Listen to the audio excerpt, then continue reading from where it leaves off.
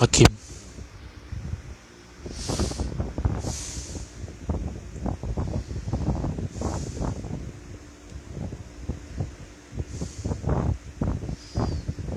Sah.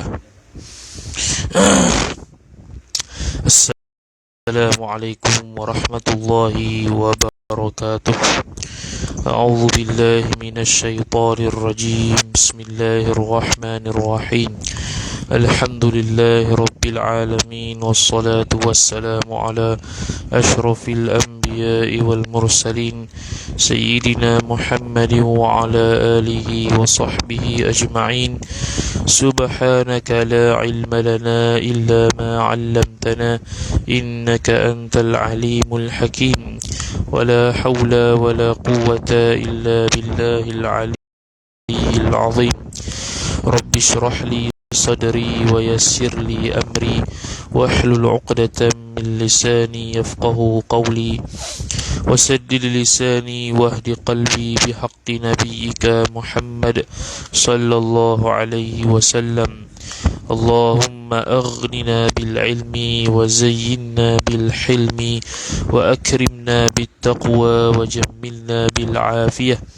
Nawayna at-ta'alluma wat ta'lim wat tadhakkura wat tadhkir wan naf'a wal intifa' wal ifadata wal istifadah wal hath 'ala at-tamassuk bi kitabillahi wa sunnati rasulih sallallahu alaihi wasallam wa du'a ila al-huda wad dalalah 'ala al-khair ibtigha'a wajhillah mardatihi wa qurbihi wa thawabihi subhanahu wa ta'ala. Amin ya rabbal alamin.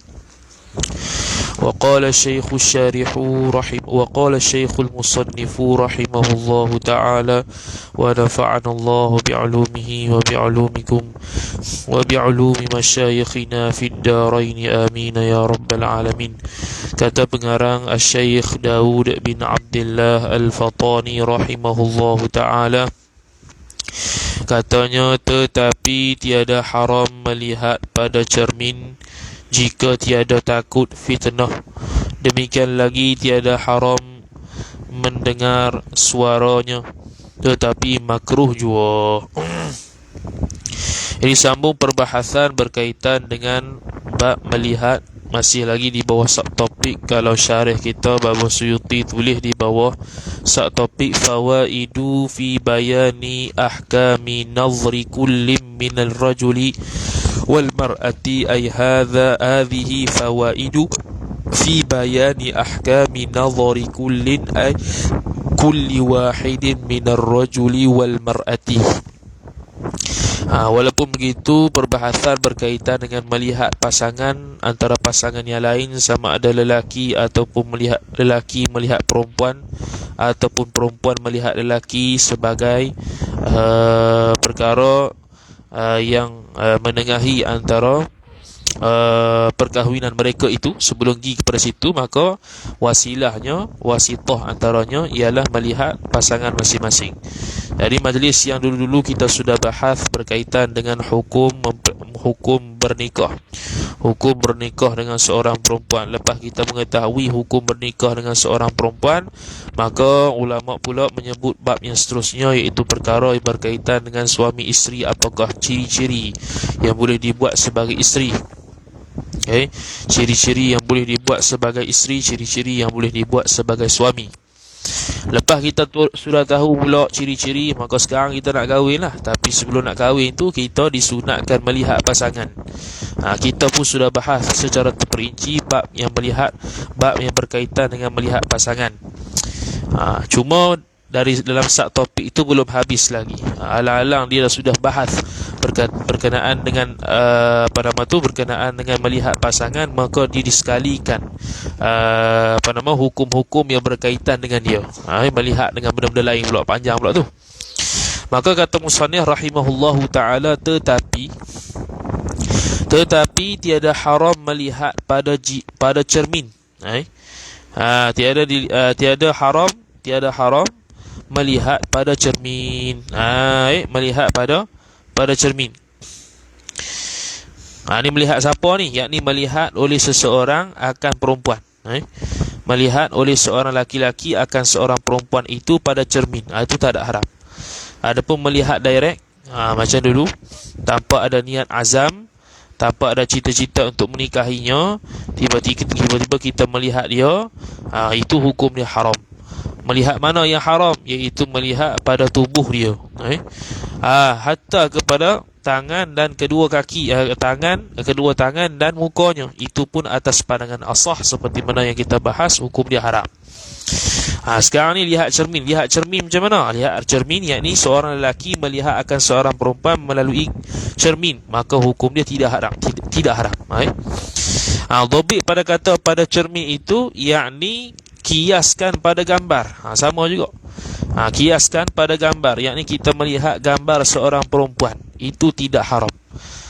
Kemudian tak haram tu lagu mana? Qaid kata tidak haram jika tiada takut fitnah, yakni jika tiada takut ia seorang lelaki akan fitnah, tu baru tak haram. Muqabil katanya, kalau dia itu tengok dia timbul fitnah, maka hukum dia haram. Fitnah lagu mana? Kita dah bahas dah, iaitu al-mailu ilal jima', kecenderungan untuk jima' dia, kecenderungan untuk berkhalwat dengan dia, kecenderungan untuk menyentuh dia, itu semua menimbulkan fitnah. Maka kalau kita tengok gambar perempuan ataupun melihat seorang melalui cermin, itu juga hukum dia haram.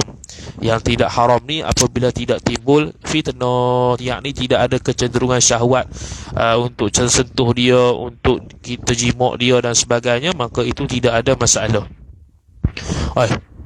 Ini lain macam ni. Bawa kopi terus.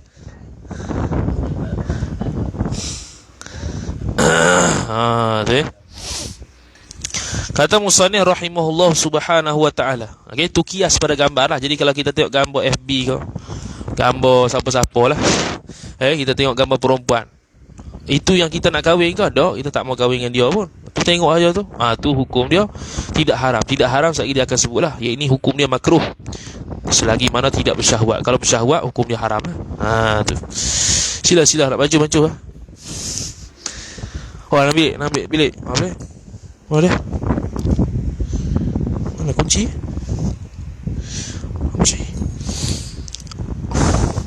Pakai karen ni tak apa. Kata musannif rahimahullah subhanahu wa ta'ala,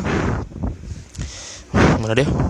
Tetapi habis, demikian lagi tiada haram, demikian lagi, yakni serupa seperti mana seorang melihat akan perempuan pada cermin, tiada haram juga mendengar. Kalau kita asal dia tidak ada dal lah, kena ada dal lah. Kalau kita ni dah ada dal, dia memperbetulkan semula, tak apalah, mendengar. Mendengar oleh seorang laki-laki akan suaranya suara perempuan, itu pun tak haram.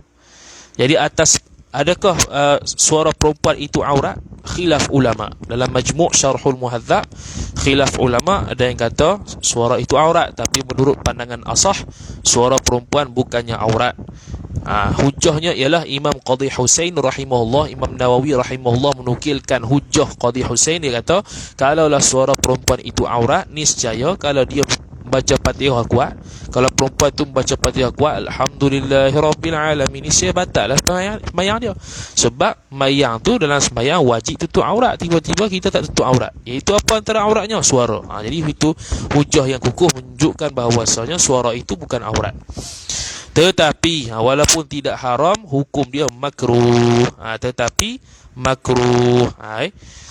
Bobik pada kata tetapi makruh tu ialah suara perempuan bukannya aurat menurut pandangan mu'tamad. Itu bobik kita lah. Bobik kita kata tetapi makruh, yakni suara perempuan bukan aurat menurut pandangan mu'tamad.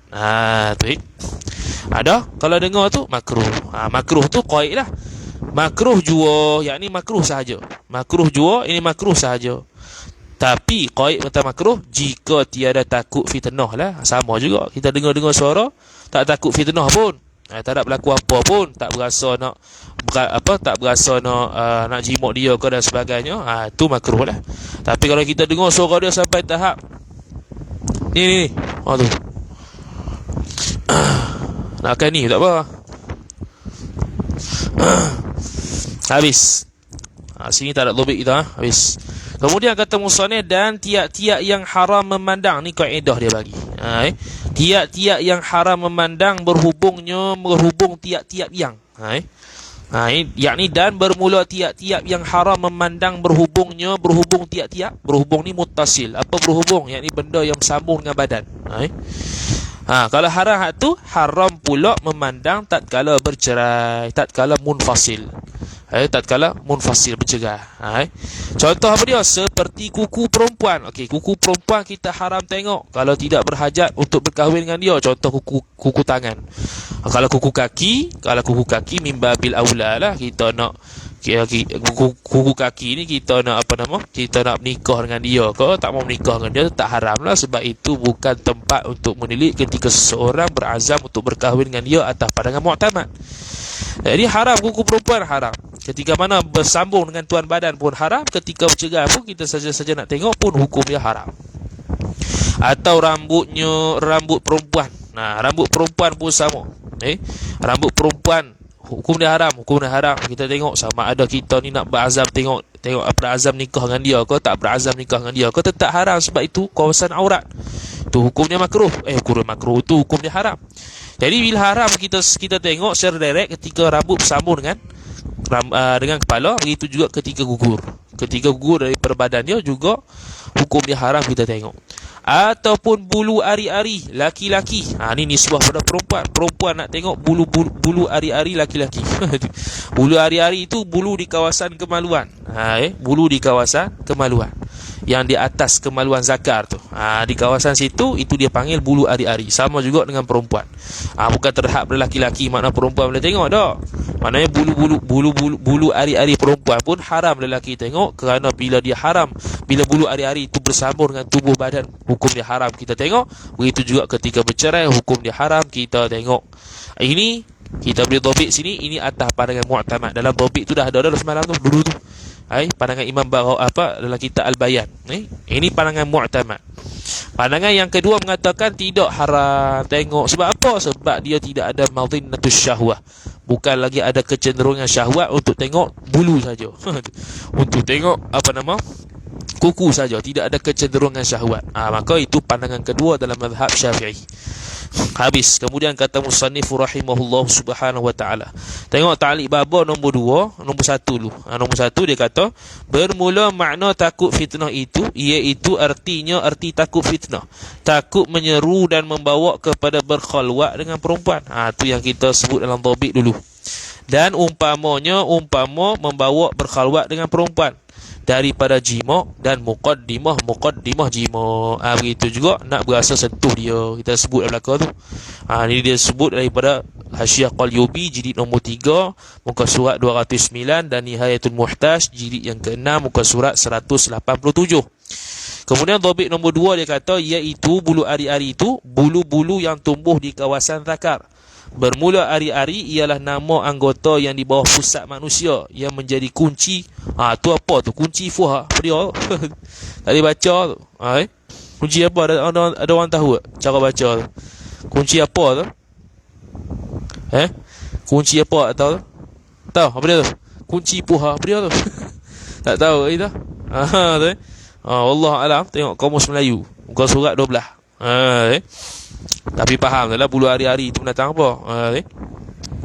Habis. Kemudian kata musannif rahimahullah subhanahu wa ta'ala, dan demikian lagi yakni haram seperti mana haram memandang berhubungannya suatu benda, haram pula memandang tatkala bercerai. Demikian lagi juga tiap-tiap haram melihat, haram pula menyentuh akan tiap-tiap itu. Haram melihat, mana haram melihat? Haram melihat kaki perempuan, kita sentuh mimbabil aula. Haram melihat muka perempuan kalau tidak berazam untuk nikah. Kalau sentuh dengan dia mimbabil aula. Hatta kalau kita harus tengok perempuan punya muka sebab nak nikah dengan dia pun haram sentuh. Kerana apa? Kerana tidak ada darurah, tidak ada hajat. Itu disebut oleh ulama dah. Kitab Mughnil Muhtaj sebut sedemikian, seperti mana dhabit dalam Kashfun Niqab kita tu. Ta'mim kata haram tu sama ada berhubung atau bercerai. Sama ada anggota yang kita haram tengok tu berhubung dengan tuan badan ke ataupun bercerai, hukum dia haram sentuh juga. Kita sentuh perempuan yang bercerai daripada badan sebab aksiden, hukum dia haram juga, kecuali kalau hajat lah, memang kena angkat. Ni saya saja sentuh. Kerana apa? Sebab apa haram ni? Ilat berkata haram sentuh kerana terlebih sangat daripada memandang, yakni terlebih sangat keinginan daripada memandang. Terlebih sangat, yakni terlebih sangat keinginan syahwat daripada memandang, membawa keinginan, yakni membawa keinginan syahwat. Kerana terlebih sangat, ini terlebih sangat terlebih sangat keinginan daripada memandang ini memandang suatu yang bercerai ataupun bersambung tadi, membawa keinginan, yakni membawa ia sentuh tadi akan keinginan, ini keinginan syahwat. Tu. Ya tu. Tengok nombor 3, yakni haram sentuh anggota-anggota yang haram kita melihat. Sama ada sentuhan itu ketika ia anggota tu berhubung dengan badan atau ketika bercerai darinya dari badan. Sebab apa? Kerana menyentuh itu terlebih kuat daripada melihat, nisbah menarik kepada keinginan nafsu, kepada nafsu syahwat. Nafsu syahwat bila kita tahu rasa nak berlazat-lazat, rasa sedap, tegang zakar, tu syahwat tu. Tu. Kemudian kata musannif rahimahullah, wa qala syekhul musannif rahimahullahu taala, dan demikian lagi, yakni seperti mana haram melihat, haram menyentuh benda yang haram kita lihat, haram menyentuh benda yang haram kita lihat, demikian lagi juga haram memandang laki-laki akan mahram laki-laki melihat antara pusat dan lutut. Antara pusat dan lutut itu haram kita tengok. Nombor dobit nombor 4, Tuhfatul Tullaq, dia kata iaitu apa akan mahram tu, iaitu perempuan yang haram kita berkahwin dengan perempuan tu dengan sebab nasab atau menyusu dan musaharah. Nanti akan datang kita belajar bab nasab. Nasab itu sabit dengan 3. Pertamanya dengan nasab lah, dengan keturunan. Yang kedua dengan radha'ah, dengan kesusuan. Yang ketiga dengan musaharah, dia panggil persemedaan. Kalau bahasa Melayu persemedaan dengan mana tukar-tukar lah, kita akad nikah sah tu, makna mak dia macam mak kita, pak kita macam pak dia, dan sebagainya. Itu musaharah. Ini musaharah ni sikit ya. Kalau radha' ada 7, seperti mana nasab ada 7 orang mahram. Tu. Habis. Kemudian kata musannif rahimahullah subhanahu wa ta'ala, antara pusat dan lutut, haram kita tengok mahram kita. Dengan makna mahram, kalau nisbah laki, tengok mahram kita yang perempuan. Nisbah perempuan, tengok mahram kita yang laki. Jadi tengok topik kita kashfun niqab, melihat aurat mahram yang sabit dengan keturunan. Kata musannif rahimahullah, antara pusat hingga lutut. Itu yang haram kita tengok. Syekh Ad-Damiri rahimahullahu ta'ala dalam An-Najmul Wahash fi Syarh Minhaj, dan Syekh Muhammad Al-Khatib Asy-Syirbini rahimahullahu ta'ala telah menjelaskan dalam Mughnil Muhtaj bahawasanya haram seseorang melihat aurat mahramnya itu, iaitu pusat hingga lutut menurut ijma' ulama. Jadi siapa-siapa kata aku halal tengok, hukum dia boleh kafir. Sebab apa? Sebab berlaku ijma' ulama. Berlaku kesepakatan para ulama bahawa haram melihat pusat hingga lutut ini berlaku kepada mahram yang sabit dengan nasab. Jadi sepakat ulama, kita kadang-kadang ada 3 nasab disebut oleh Syekh Daud tadi. Nasab itu, keturunan itu sabit dengan nasab. Nasab ni maksud mak kita, mak saudara kita, pak, tu nasab lah. Yang kedua melalui susuan. Susuan ni kita menyusu dengan seorang perempuan, maka 7 kategori, dia akan jadi 7 kategori yang jadi mahram kepada kita sebab susuan tersebut. Contohnya ibu susuan itu sendiri, nenek susuan dan sebagainya. Lepas tu yang ketiga dengan sebab musaharah, persemedaan. Okey, sekarang ni kita tengok haram melihat pusat hingga lutut ni mahram mana? Mahram yang sabit dengan nasab menurut kesepakatan ulama. Adapun menurut mahram dari sudut musaharah dan juga radha'ah, itu khilaf ulama. Ini dia sebut melihat aurat mahram yang sabit dengan susuan dan persemedaan. Syekh Ad-Damiri rahimahullahu ta'ala menjelaskan dalam An-Najmul Wahash fi Syarhil Minhaj bahawa berlaku perselisihan ulama berkaitan dengan melihat aurat mahram yang sabit dengan susuan dan persemedaan. Ini khilaf. Pandangan pertama, dan ini pandangan mu'tamad, haram juga melihat anggota antara pusat hingga lutut macam mahram yang sabit dengan nasab. Pandangan kedua, haram melihat tubuh badannya melainkan pada anggota yang sibuk dengan melakukan pekerjaan. Kerana apa? Kerana Syekh Ibn Hajar Al-Haytami rahimahullah menyatakan bahawa tiada darurat apa-apa untuk melihat selain daripada anggota yang sibuk dengan pekerjaan tersebut, seperti tetek perempuan ataupun payudara perempuan tu meskipun ketika menyusu. Jadi pandangan kedua mengatakan anggota yang kita boleh lihat ialah anggota yang masyghul dengan kerja. Dia panggil aurat macam aurat orang kafir perempuan. Orang kafir, orang muslimat perempuan yang Islam, aurat di depan kafir ialah seluruh tubuh badan kecuali anggota yang dia panggil mehnah. Mehnah ni mana sibuk bekerja. Apa dia? Iaitu sekali dia akan sebut, iaitu antaranya tangan, kaki, kepala. Itu boleh bahagian yang boleh ditengok. Adapun selain daripada tu tak boleh ditengok, hukum dia haram. Sebab tu dia kata umpamanya payudara perempuan kalau mahram boleh tengok tak? Tak boleh tengok kalau mahram tersebut mahram susuan dan mahram persemedaan, kerana tidak ada hajat, tidak ada darurat. Pandangan ketiga, Syekh Ibn Salah menceritakan pandangan ini dalam Mushkilul Wasit. Harus melihat pada separuh betisnya dan separuh lengannya. Dia buka sikit. Separuh lengan lah. Lepas tu separuh betis. Dia boleh tengok. Seseorang boleh melihat separuh daripada betis dia dan separuh daripada lengan dia bagi mahram yang sabit dengan susuan dan musaharah. Adapun selain daripada tu, hukum dia haram. Itu menurut Syekh Ibn Salah. Syekh Ibn Hajar Al-Haytami rahimahullah telah menyatakan anggota yang sibuk dengan melakukan kerjaan dalam tuhfah. Mana anggota tersebut? Kata dalam tuhfah, anggota yang zahir ketika sibuk mihnah sahaja. Dengan baca dhammah, mihnah lah. Harah mim. Dengan baca dhammah, ma yabdu fil mihnah bi dhammil mim. Dhammil mim muhnah, gitu. Wa kasriha, dan boleh juga kasri dengan kasrah mim, iaitu boleh baca mihnah, boleh baca muhnah. Yakni bekerja, iaitu kepala. Yakni kepala, leher, dua tangan di bahagian bawah hingga siku dan dua kaki hingga lutut. Kawasan ni sahaja menurut pandangan yang kedua tadi, kita boleh melihat mahram yang sabit dengan musaharah, mahram yang sabit dengan susuan. Hanya tempat ni je, anggota ni saja kita boleh lihat. Adapun selain daripada itu, hukum dia haram. Jadi kita hanya boleh melihat atas pandangan kedua ni. Ini mahram musaharah dengan persemedaan, bukannya musaharah dengan muradaah, dengan radaah, dengan susuan. Bukannya hak yang mahram nasab tu. Hak mahram nasab itu ittifaq ulama. Hak khilafnya hak ni. Jadi kita hanya boleh tengok kepala, leher, dua tangan di bahagian bawah hingga siku, bahagian bawah maksudnya bawah ni lah, bawah hingga siku, dan kaki hingga lutut. Ini bagi mahram musaharah dan radaah. Ini pandangan kedua. Adapun pandangan mu'tamad, pusat hingga lutut juga. Begitu juga Syekh Muhammad Ramli juga telah menerangkannya dalam Nihayatul Muhtaj ila Syarhil Minhaj. Anggota yang zahir ketika mihnah saja dengan difathahkan mim dan kasrahnya. Ini boleh baca muhnah, boleh baca mihnah, yakni bekerja. Muhnah mihnah tu apa dia? Yakni bekerja, iaitu kepala, tengkok, dua tangan bahagian bawah hingga siku dan dua kaki hingga lutut. Itu dia panggil tempat anggota yang boleh seseorang itu lihat mahramnya yang sabit dengan persemedaan dan mahramnya yang sabit dengan susuan. Kemudian mahram yang dimaksudkan oleh musannif ialah mahram yang muabbad, yakni mahram yang berkekalan selama-lamanya. Mahram pula pecah pada dua, mahram muabbad, mahram muaqqatah. Itu pun nanti akan datang. Mahram muaqqatah ni mahram sementara dia panggil, bukan mahram selama-lama. Contoh mahram selama-lama hak tiga ni lah, sabit tiga ni. Mahram muaqqatah, contoh dia apa? Mahram muaqqatah, contoh kita nikah dengan seorang perempuan, mahram muaqqatah dengan makna haram kita nikah adik dia. Tu. Tapi adik dia ni bukan aurat macam ni. Aurat dia macam biasa, wanita biasa lah.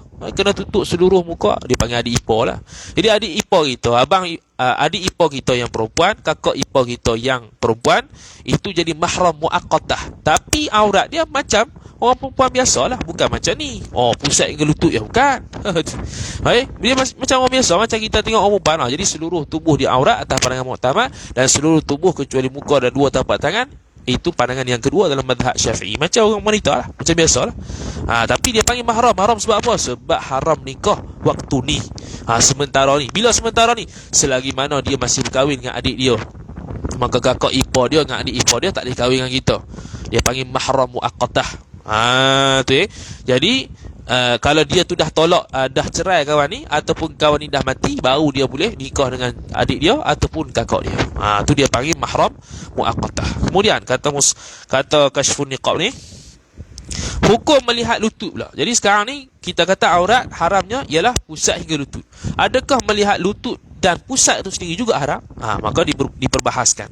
Syekh Ibn Hajar Al-Haytami rahimahullah menyatakan dalam Tuhfatul Muhtaj Bisyarhil Minhaj bahawa pandangan yang aujah, pandangan yang kuat itu mengaitkan lutut dan pusat itu sendiri, dengan aurat kerana ihtiyat, iaitu berhati-hati. Menurut Syekh Ibn Hajar kata, ya, dia berkait dengan aurat juga, dengan makna hukum dia haram. Walaupun dia bukan aurat, tapi dari sudut ihtiyat kita kata haram juga mahram melihat pusat sendiri ataupun lutut dia sendiri. Adapun antara pusat dengan lutut itu memang haram lah. Adapun pusat itu sendiri ataupun lutut sendiri juga hukum dia haram, kata Ibn Hajar, kerana berihtiyat, iaitu berhati-hati. Namun begitu khilaf pandangan dengan Syekh Muhammad Al-Khatib Asy-Syirbini rahimahullah dalam Mughnil Muhtaj menyatakan bahawa harus seseorang melihat pusat dan lututnya kerana kedua-duanya tidak dikirakan sebagai aurat dengan nisbah kepada mahram melihatnya. Jadi Syekh Ibn Hajar menilik dari sudut ihtiyat, Syekh Khatib Syarbini menilik dari sudut ianya bukan aurat. Jadi dua-duanya khilaf ulama lah. Jadi boleh ataupun tidak melihat pusat ataupun lutut mahram itu sendiri berlaku khilaf di kalangan ulama. Syekh Ibn Hajar kata dikaitkan dengan aurat, dengan mana hukum dia haram juga. Adapun Syekh Khatib Syarbini kata tak haram kerana dia tidak aurat. Habis faedah. Sekarang kita nak bahas hukum suara perempuan yang tadi kita sebut dalam Syekh Daud Fatani itu. Berlaku perselisihan pandangan ulama berkaitan dengan suara perempuan di hadapan ajnabi, sama ada aurat ataupun tidak. Namun begitu, pandangan yang sahih dalam mazhab Syafi'i, dia sahih ni bukan maksud hak lain tu dhaif ke apa. Dari istilah sahih, pandangan sahih lawannya pandangan dhaif. Bukan makna pandangan dhaif, orang yang berpandangan dengan pandangan dhaif itu dia pun dhaif. Bukan, ni pandangan saja, hujah dia dhaif, hukum yang dikeluarkan dhaif. Yang muqabil, yang lawannya sahih. Jadi menurut pandangan yang sahih dalam mazhab Syafi'i mengatakan bahawa suara perempuan bukannya aurat. Satu lagi, dalam kitab Fatawa Ad-Dimyati dinukilkan oleh Syekh Abu Bakar Syekh Abu Bakar Syata rahimahullah dalam Hasyiah I'anatul Talibin ala Fathil Mu'in, disebutkan bahawa pandangan yang muqabil ni boleh diamalkan kecuali muqabil iaitu dhaif. Hak tu perlu berhati-hati. Maknanya contoh pandangan mu'tamad, contohnya pandangan yang disebut sebagai rajih. Pandangan yang rajih, aujah lah, aujah. Jadi muqabil aujah lawannya wajih. Wajih. Pandangan asah lawannya sahih. Dan sebagainya. Lepas tu sahih lawannya dhaif.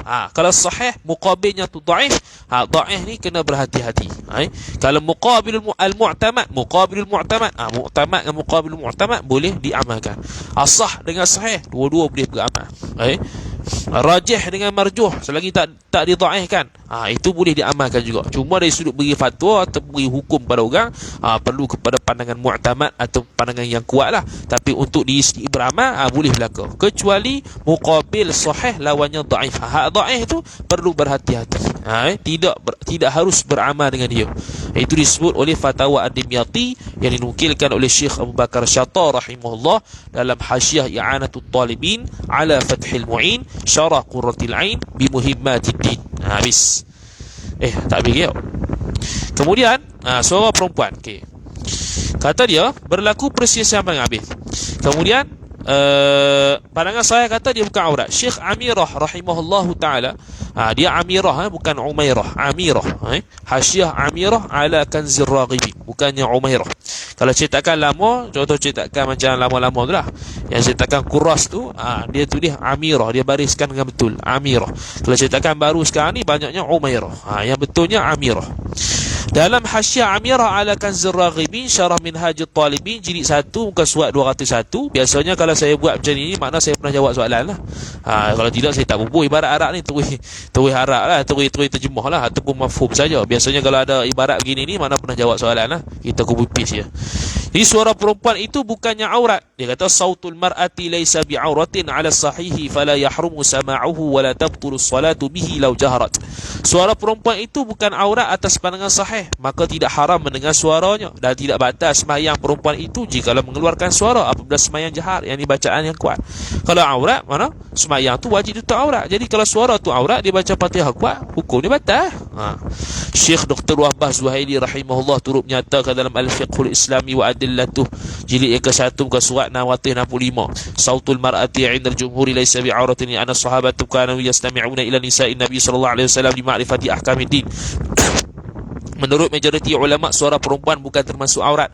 Hal ini berlaku kerana, ini dalil, para sahabat dahulu mendengarkan penjelasan para isteri Nabi sallallahu alaihi wasallam untuk mengetahui pelbagai hukum agama. Dari sudut hukum agama, dari sudut riwayat hadis, dia mendengar di sebalik tabir isteri-isteri Nabi sallallahu alaihi wasallam meriwayatkan hadis dan beritahu hukum-hukum dan sebagainya.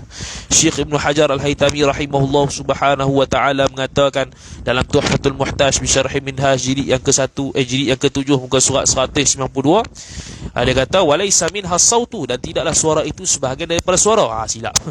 Dan tidaklah suara itu sebahagian daripada walaisa minha sautu, daripada aurat tu. Walaisa minha ay minal aurah as-sautu. Silap. Dan tidaklah suara itu sebahagian daripada aurat, bukan sebahagian daripada suara. Syekh Muhammad Ar-Ramli rahimahullah turut menyatakan dalam Nihayatul Muhtaj sama juga, walaisa sautu minha, suara bukannya sebahagian daripada aurat. Syekh Muhammad Al-Khatib Syirbini menyatakan dalam Mughni, dia kata wa sautul mar'ati laisa bi'aurah, sama juga ibarat dia. Syekh Ad-Damiri sama juga, wa sautuha laisa bi'auratin 'alal asah, menurut pandangan asah dia itu bukannya aurat. Syekh Yahya Al-Imrani rahimahullah telah menjelaskan dalil yang menyokong bahawa suara perempuan bukan aurat dalam Al-Bayan fil Madhab Syafi'i. Ni antara kitab yang saya teringin sekali nak beli, tapi mahal lah. Tu kitab Al-Bayan fil Madhab Syafi'i ni, Darul Minhaj. Wah tu 15 jilid tak silap. Ribu juga 900 ke 800 ke 1000 lebih sikit. Tak ingat dah. 1000 tadi yang dia jual. Kata dia, dan Sayyidatina Aisyah radhiyallahu taala anha telah meriwayatkan bahawa Hindun, siapa isteri kepada Sayyidatuna Abi Sufyan radhiyallahu taala anhu, telah datang kepada Nabi sallallahu alaihi wasallam dan berkata, wahai Rasulullah, sesungguhnya Abi Sufyan seorang lelaki yang kedekut. Dia mengadu, sesungguhnya Abi Sufyan ini tidak memberikan kepada aku dan anakku melainkan benda yang aku ambil daripadanya secara tersembunyi, hal keadaan dia tidak mengetahuinya, mana dia tidak beri nafkah. Maka adakah perbuatan itu salah atasku? Adakah perbuatan aku ambil sikit nafkah daripada yang sepatutnya diberi pada aku tu jadi salah? Maka Nabi SAW bersabda, ambillah oleh engkau apa yang mencukupi bagi engkau dan anak engkau yang baik, dengan baik. Ini dalil menunjukkan nafkah tu boleh ambil kalau suami tak bagi, qadar dia sahaja. Tapi kok mana menjadi dalil kepada suara bukan aurat? Yang ni bila dia cakap dengan Nabi lah. Jadi bukannya tertakluk kepada nafkah saja dalil ni, tak. Tertakluk juga kepada bahawasanya suara perempuan bukan aurat, iaitu dia kabur langsung dengan Nabi sallallahu alaihi wasallam. Kalau tidak, Nabi sallallahu alaihi wasallam akan katalah, aurat ni. Tak ada itu. Walaupun begitu, mendengar suara perempuan jikalau ditakuti fitnah, ni lain pula. Ataupun lelaki boleh bersedak-sedak dengannya dengan suara perempuan meskipun tidak ditakuti fitnah, meskipun tak mail ila jima', mail ila muqaddimatil jima' dan sebagainya. Walaupun tak cenderung kepada muqaddimatul jima' dan sebagainya, tetapi dia nak bersedak-sedak dengan suara dia, ghayah, dan meskipun ia suara membaca Quran sekalipun, maka hukum dia haram. Tengok, jadi ghayah ni baca Quran. Jadi baca Quran, mendengar suara perempuan baca Quran, hukum dia makruh. Jadi pertandingan yang ada bacaan Quran orang perempuan yang dihadiri oleh orang lelaki dengar, hukum dia makruh. Dan kalau dia ada bersedak-sedak, ada taladzuz bisautiha, hukum dia haram. Kalau ada berasa sedap, sedap sangat ni sehingga naik syahwat, hukum dia haram. Jadi majlis yang ada suara perempuan baca Quran di hadapan lelaki ajnabi mendengarnya, hukum dia makruh. Tidak sampai tahap haram selagi tidak bersyahwat. Kalau bersyahwat, hukum dia haram. Kemudian ni yang sebahagian ulama-ulama ataupun orang fiqh kita tu yang kritik majlis taranum Quran campur lelaki perempuan ni, lebih baik buat asing. Itulah. Gitulah. Ada juga keluar TV tu. Syekh Sulaiman Al-Bijirmi rahimahullah kata, jikalau berlaku sebaliknya maka hukumnya tidak haram. Dengan makna kalau tidak berlaku taladu tidak haram tapi makruh lah. Syekh Sulaiman Al-Bijirmi rahimahullah taala telah menerangkan dalam Hasyiah Al-Bijirmi Al-Iqna', dia kata haram mendengar suara perempuan walaupun itu tilawah Quran. Itu ibarat dia. Apabila ditakuti dapat menimbulkan fitnah atau rasa nikmat, contohnya menimbulkan rangsangan saat mendengarkannya. Jika tidak maka tidak haram. Syekh Ibn Hajar rahimahullah menyatakan dalam Tuhfah, maka tidak haram mendengar suara perempuan melainkan jika ditakuti fitnah berlaku bersumberkan suara wanita tersebut. Begitu juga jika lelaki tersebut bersedak-sedak dengan suara perempuan tersebut. Jadi kalau dengar suara takut bersedak-sedak dengan suara dia, ataupun dengar suara dengan sampai tahap menjadikan timbul fitnah, maka hukum dia haram. Timbul fitnah yakni al-mailu ila al-jima', al-mailu ila muqaddimatil jima', kemudian nak berkhalwat dengan dia, nak sentuh dia dan sebagainya, itu membawa kepada fitnah. Itu barulah hukum dia haram. Habis masuk balik kitab kita. Qala Syekhul Musannif rahimahullah subhanahu wa ta'ala, ala kulli hal, melihat mahram yang pada antara pusat hingga lutut hukum dia haram. Adapun pusat dan lututnya sendiri berlaku khilaf ulama seperti mana kita bahas tadi. Kemudian kata musannif rahimahullah subhanahu wa ta'ala, mana dia tadi? Haram memandang laki-laki akan lutut. Dan harus barang yang lainnya, yakni dan harus memandang oleh laki-laki akan mahramnya barang yang lain daripada pusat hingga lutut. Barang yang lainnya, barang yang lain daripada pusat hingga lutut. Qaid kata harus tu dobit situ, yakni selama tiada fitnah. Situ selama tiada fitnah lah. Kalau ada fitnah hukum dia haram. Tengok dobit nombor 5 kita dalam kitab Tuhfah kita. Tak ada apa. Dia kata qal yubi jilid yang ketiga muka surat 209. Tengok kashfun niqab kita nombor 2. Topiknya melihat mahram pada anggota selain pusat hingga lutut. Kata musannif dan harus barang yang lainnya. Syekh Muhammad Al-Khatib Asy-Syirbini rahimahullah dalam Mughnil Muhtaj menyatakan bahawa menyatakan bahawa barang yang lainnya itu yakni anggota selain daripada pusat hingga lutut. Selain daripada itulah, mana dada ke, muka ke, rambut ke. Kerana bahawasanya jenis mahram ini secara makna membawa kepada haram bernikah. Maka seseorang dengan mahramnya itu seumpama 2 orang lelaki-laki dan 2 orang perempuan. Mana contoh mahram kita orang perempuan, kita lelaki. Tapi dia seolah-olah macam 2 orang lelaki, tak ada apa. Sebab kita haram nikah dengan dia. Seolah-olah macam 2 orang perempuan, tak ada apa. Macam best friend gitu. Sebab apa? Sebab kita haram nikah dengan dia. Ibarat ini lebih utama berbanding ibarat yang dibawakan oleh Syekh Ibnul Muqri dalam kitab Rawdatul Talib, ringkasan daripada Rawdatul Talibin Imam Nawawi tu Syekh Ibnul Muqri. Kerana mengikut bagi ulama lain, ibarat dia macam mana? Ibarat ini dikemukakan oleh beliau ialah anggota yang berada di atas pusat dan bawah lutut. Dia ibaratkan begitu.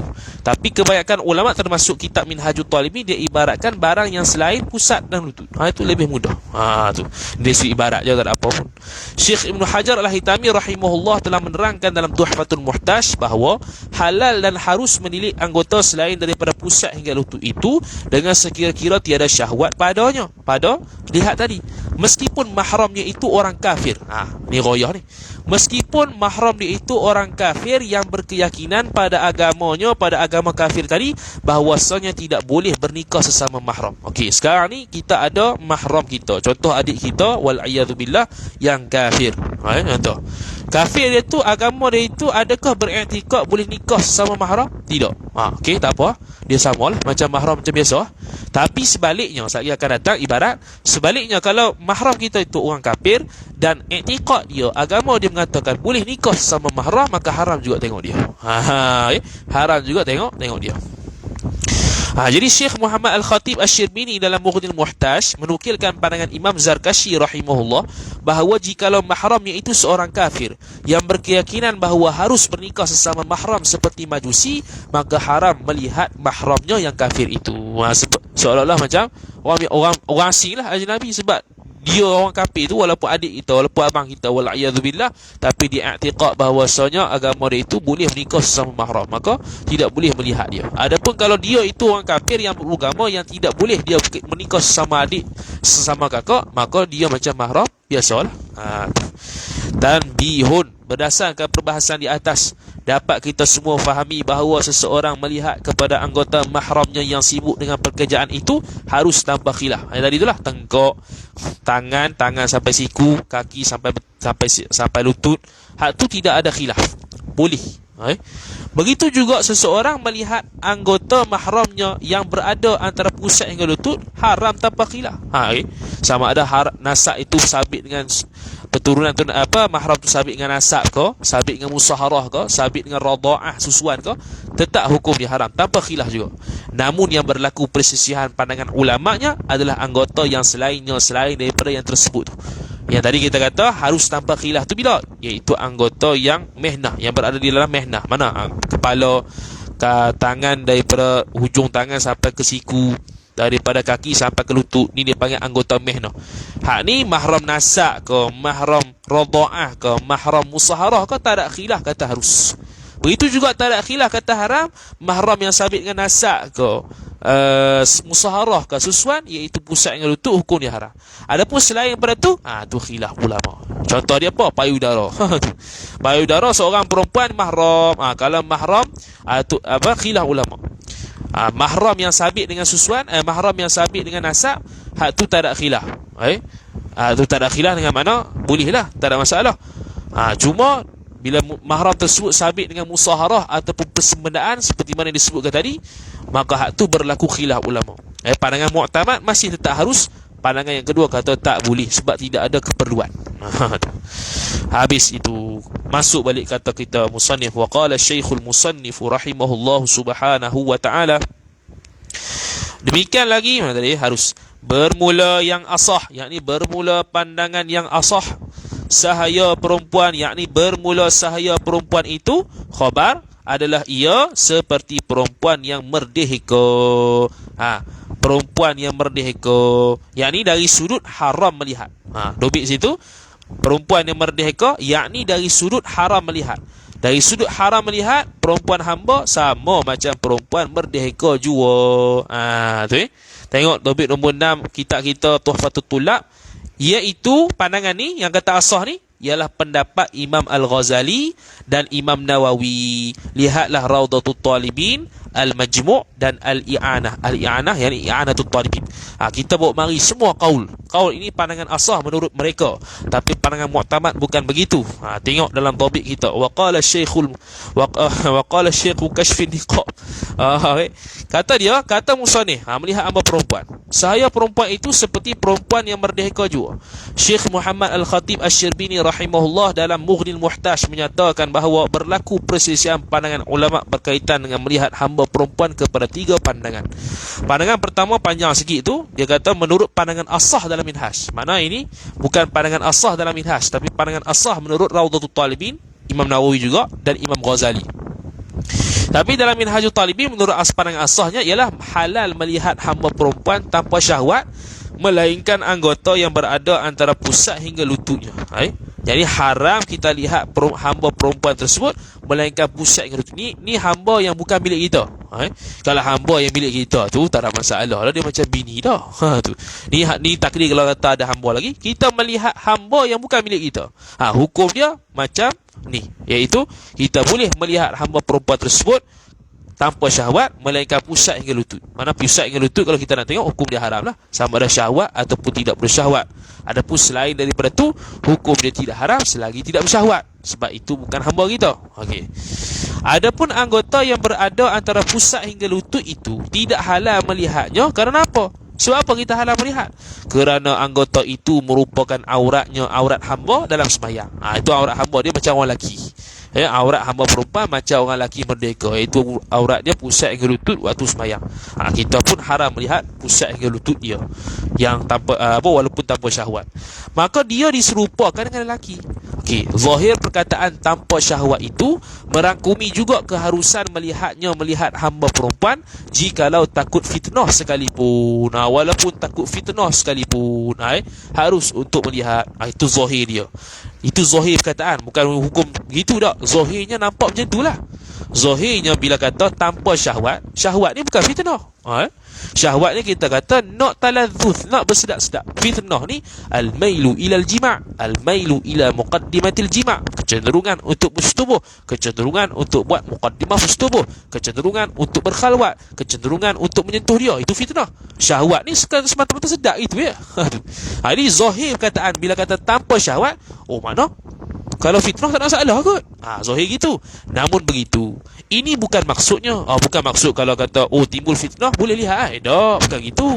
Bahkan Imam Al-Azra'i rahimahullahu ta'ala berkata bahawasanya haram melihat hamba perempuan juga ketika takut fitnah tanpa khilaf. Jadi bila zahir ibarat kata tanpa syahwat, adakah dengan berlaku fitnah boleh tengok? Tak boleh juga. Bahkan itu mimbabil aula, lagi utamalah, sebab menimbul syahwat ni lebih teruk, menimbulkan fitnah lebih teruk daripada menimbulkan syahwat.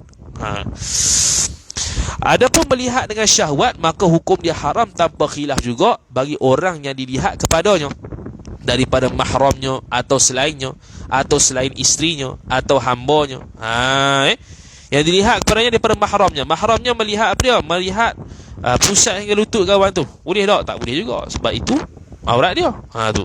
Ataupun selain mahramnya melihat pusat hingga lututnya, mimbabil aula. Atau selain isterinya.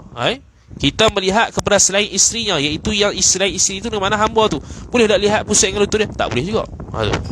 Ataupun hambanya dengan mana? Ataupun selain hambanya. Kita tak ada milik hamba, kita tengok hamba orang. Boleh tak tengok pusat hingga lutut hamba tu? Tak boleh juga. Okey.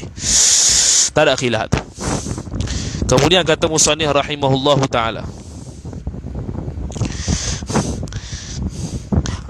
ni silap urat sikit. Okey, yang pusat dengan lutut tu memang haram. Ni dia kata adapun melihat dengan syahwat, yang ni melihat hamba tersebut dengan syahwat tanpa diqaidkan pusat dengan lutut. Kalau pusat dengan lutut tu tanpa syahwat memang haram pun. Ni yang syahwat ni mana kita tengok seorang hamba perempuan, yang mana hamba perempuan tu bukan mahram kita. Ataupun mahram kita. Bukan mahram kita ataupun mahram kita, tapi kita tengok dengan syahwat. Tengok dengan syahwat, mahram kita pun haram. Kita tengok kakak kita semacam syahwat, hukum dia haram.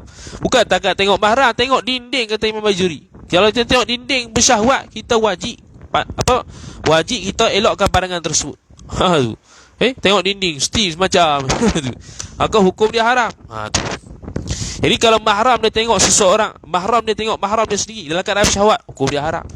Selain daripada mahramnya, tengok dia dalam keadaan syahwat, mimbabil aula, hukum dia haram.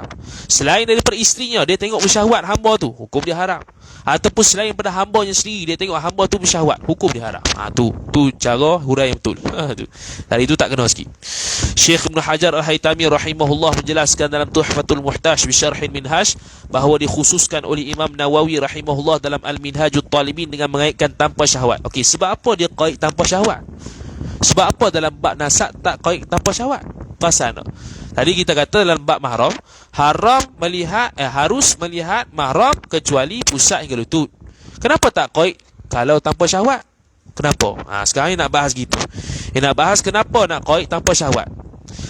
Dia kata Minhaj sebut mengaitkan tanpa syahwat pada bab melihat hamba. Dia ulang tu, melihat hamba perempuan, sedangkan tidak menyebutkan kait tersebut ketika membahaskan bab melihat mahram adalah kerana melihat hamba ini boleh seseorang melihatnya ke anggota yang dekat dengan faras lagi. Lagi pula hamba perempuan tersebut merupakan wanita ajnabi baginya. Sebab tu dia kait dengan tanpa syahwat, sebab hamba tersebut aurat dia dahlah pusat hingga lutut. Pusat hingga lutut, jadi pusat hingga lutut ni lebih terdedah ke arah farah dia punya aurat dia tu. Lagi pula hamba tersebut bukannya mahram, ajnabi. Adapun yang tadi mahram kita tu, tu dia memang bukan ajnabi, dia memang mahram kita. Maka tak payah qaid lah dengan syahwat. Hak ni hamba perempuan ni dia bukan mahram kita, bahkan ajnabi, dan hak aurat dia pula lebih dekat kepada farah tu. Farah lebih dekat sampai lutut, pusat dengan lutut. Jadi lebih dekat dengan farah dia kata. Jadi sebab itulah bila berkait dengan melihat hamba perempuan, dia qaidkan dengan tanpa syahwat. Kalau dengan mahram dia tidak qaidkan dengan tanpa syahwat, kerana kita tak boleh nikah dengan dia. Kalau hamba ni kita boleh menikah dengan dia, kita boleh beli dia, boleh milik dia, kita boleh jima dengan dia. Habis. Oleh itu, keadaan ini tidak boleh menafikan kebolehan berlakunya syahwat. Keadaan ini tidak boleh menafikan kebolehan berlakunya syahwat. Ini berbeza dengan melihat mahram. Kerana mahram Keadaan ini keadaan mana? Keadaan melihat hamba tu. Kita melihat seorang hamba perempuan tu tak boleh menafikan kebolehan berlakunya syahwat, sebab dia itu ajnabi. Lagi pula cara dia punya had aurat tu lebih dekat kepada kita boleh melihat farah dia, kata musannif. Ini berbeza dengan melihat mahram, kerana mahram pada kebiasaannya bukan tempat untuk sangkaan syahwat, bukan ada pada badhinnatus syahwat. Kita tengok kakak kita sendiri ke adik kita sendiri, kebiasaannya orang yang ada nafsu yang tabiatus salimah, yang tabiatnya sejahtera, tidak akan bersyahwat dengan mahram. Tu. Maka tidak berhajat kepada qaid penafian syahwat untuk membolehkan lihatnya mahram. Maka tak payah nak qaid lah syahwat-syahwat tu, tanpa syahwat pada perbahasan melihat mahram, kerana kebiasaannya mahram ni bukan madhinnatus syahwah. Itu kata pandangan pertama. Jadi pandangan pertama menurut pandangan As-Sah dalam Minhajut Talibin, Imam Nawawi kata boleh melihat perempuan mana tadi? Boleh melihat perempuan selain daripada pusat hingga lutut tanpa syahwat. Itu pandangan pertama. Pandangan kedua, langkau pula. Pandangan kedua mengatakan bahawasanya haram melihatnya melainkan pada anggota yang sibuk dengan pekerjaan, kerana tiada hajat melihat kepadanya. Mana kita hanya boleh melihat tangan sampai sikunya, kaki sampai lututnya, tengkuknya, mukanya, palanya. Tu yang boleh tengok. Selain daripada tu tak boleh tengok. Tu pandangan kedua. Pandangan ketiga seperti mana dalam idahul bab kita, haram melihat hamba tersebut kesemuanya, seperti mana haram melihat perempuan merdeka seluruhnya. Dia macam orang merdeka. Ni pandangan dalam idahul bab. Dia kata menurut pandangan As-Sah, di ta'liq bawah tu pandangan As-Sah menurut Imam Ghazali, Imam Nawawi dalam Rawdah, dan dalam Al-Majmu' Syarhul Muhadzab. Jadi kalau ikut kaedahnya, bila bertembung pendapat antara Imam Nawawi dalam kitab-kitab dia Al-Majmu', Rawdah, Minhaj, maka lebih diutamakan Majmu' dan Rawdah, kerana Majmu' berada di level nombor 2. Level nombor pertama At-Tahqiq. At-Tahqiq tu kecil je, dia sampai bab solat musafir, lepas tu tak dan habis beliau meninggal. Lepas tu kitab yang kedua Majmu' Syarhul Muhadzab, yang ketiga Rawdatut Talibin, yang keempat barulah, yang keempat ada lagi rasanya Tangkih tak silap, lepas tu yang kelima baru Minhajut Talibin, lepas tu yang keenam baru Sahih, Syarah Sahih Muslim. Kalau bercanggah antara pandangan Imam Nawawi itu, kena utamakan yang mana lebih terkini. Yang terkininya nombor 1, 2, 3 tu lah. Itu ikut kaedah Imam Nawawi. Yang pandangan yang bertemu dalam kitab-kitab Imam Nawawi. Jadi dia kata pandangan yang ketiga ni, Syekh Ad-Damiri rahimahullah telah menyatakan dalam An-Najmul Wahash bahawasanya pandangan ini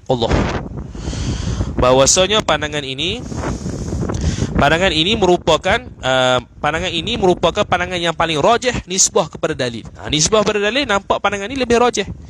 Hanya sahaja sah sembayang hamba tadi dalam keadaan terbuka kepala hamba, kerana syarak menjadikan aurat hamba dalam sembayang itu seumpama lelaki. Adapun nisbah haram melihat kerana ditakuti fitnah.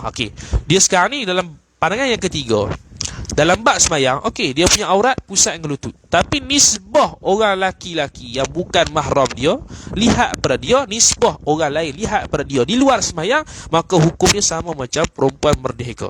Adapun dalam sembahyang, dia pusat hingga lutut lah. Sebab apa? Di luar kharijus salah aurat dia lain, sebab nisbah orang lain tengok dia, takut fitnah. Dalam sembahyang nak hadap Tuhan, jadi dia pusat hingga lutut macam orang laki-laki. Jadi ini pandangan ketiga. Habis.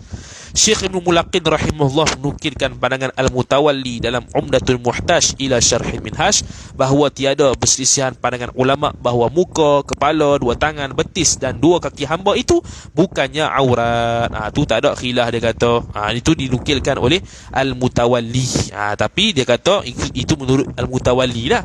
Kalau ikut hak tadi kita bahas tu ada khilaf lah. Ada yang kata dia sama macam perempuan merdeka saja. Dia sama macam perempuan merdeka saja. Ada yang kata dia pusat hingga lutut juga. Ada yang kata yang boleh kita tengok hanyalah anggota yang mehnah saja, iaitu kepala, tangan hingga siku, kepala, kaki hingga betik, kaki hingga paha dan sebagainya. Habis. Masuk kitab kita, wa qala Syekhul Musannif rahimahullahu subhanahu wa ta'ala. Jadi jelaslah bahawa pandangan As-Sah yang disebutkan idahul bab, makna pandangan yang nombor 3 yang kita sebut itu. Kita boleh tahqiq situlah. Dan harus memandang kepada kanak-kanak. Sekarang ni perbahasan pandang kanak-kanak pula. Dia panggil sabiyun dalam bahasa Arab, bukan murahiqun. Murahiqun dia perbahasan yang asing. Murahiqun tu nak dekat-dekat balik, sekali akan ada dalam topik kita. Ni sabiyatun. Okey, sekarang ni kita tengok. Kemudian kata musannif rahimahullahu subhanahu wa ta'ala, dan harus memandang kepada kanak-kanak, yakni harus memandang oleh lelaki kepada kanak-kanak perempuan. Lelaki yang dewasa, lelaki yang dewasa melihat kepada kanak-kanak perempuan yang belum lagi sampai had syahwat, yang belum lagi sampai had syahwat, yakni sampai had syahwat nisbah laki-laki yang sejahtera, yakni nisbah kepada laki-laki yang sejahtera. Apa maksud had syahwat ni? Baligh ke? Bukan. Okay, dia tak baligh lagi perempuan tu, tapi bila tengok postur tubuh dia, tengok keadaan dia tu, boleh naik syahwat. Jadi laki-laki yang tabiat dia salim, tabiat dia sejahtera, bukannya mati syahwat, bukannya mati pucuk dan sebagainya, dia orang normal. Tapi bila tengok kanak-kanak tu yang belum lagi baligh, contoh umur 8 tahun baru, atau umur 7 tahun, dia ada bentuk-bentuk kedewasaan tu, kita pun boleh ada syahwat tengok dia, contoh dia. Itu maknanya kita boleh tengok dia. Boleh tengok dia. Boleh, tak ada masalah. Kecuali farash. Dia kata harus memandang kanak-kanak. Belum silap.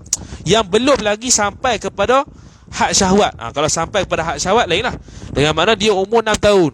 6 tahun tu dia tidak ada postur tubuh itu, tak nampak macam seorang perempuan yang boleh naik syahwat lagi. Kecuali orang yang abnormal, orang yang tidak normal, orang lelaki yang tak normal, umur 4 tahun, 5 tahun, 6 tahun pun dia naik syahwat. Itu tak kira lah. Ini kira lelaki yang normal. Tu tak boleh tengok, boleh tengok pada perempuan yang belum lagi sampai had syahwat nisbah laki-laki, melainkan farasnya, faras kanak-kanak perempuan, melainkan dengan mana hukum dia haram. Haram melihat laki-laki akan farah perempuan tersebut tanpa hajat lah. Contoh nak tengok anak kita punya sendiri farah saya saja, hukum dia haram. Kecuali ni memang nak basuh kencing dia, lain cerita. Tu kalau tak tengok cem kok. Habis. Ada duit tak? Tengok topik kita, kanak-kanak perempuan nombor 4. Waqala kashfun niqab, hukum melihat kanak-kanak perempuan. Kata musannif, melihat Allah, melihat kanak-kanak perempuan. Syekh Ibn Hajar Al-Haytami dan Syekh Muhammad Ar-Ramli rahimahullahu ta'ala telah bersepakat bahawa menurut pandangan asah, halal dan boleh seseorang melihat kanak-kanak perempuan yang tidak diingini oleh syahwat pada uruf. Pada uruf, bukan ikut abnormal ataupun orang yang mati pucuk, bukan. Syekh Ibn Hajar Al-Haytami rahimahullah telah menyatakannya dalam Tuhfatul Muhtaj.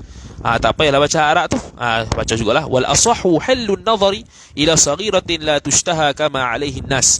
Dan menurut pandangan asah, halal melihat kepada kanak-kanak perempuan yang tidak diingini syahwat menurut uruf seperti mana berlaku kepada manusia secara umum. Syekh Muhammad Ramli juga telah berkata dalam Nihayatul Muhtaj. Jadi ibarat-ibarat ni mana kita pernah jawab soalan lah.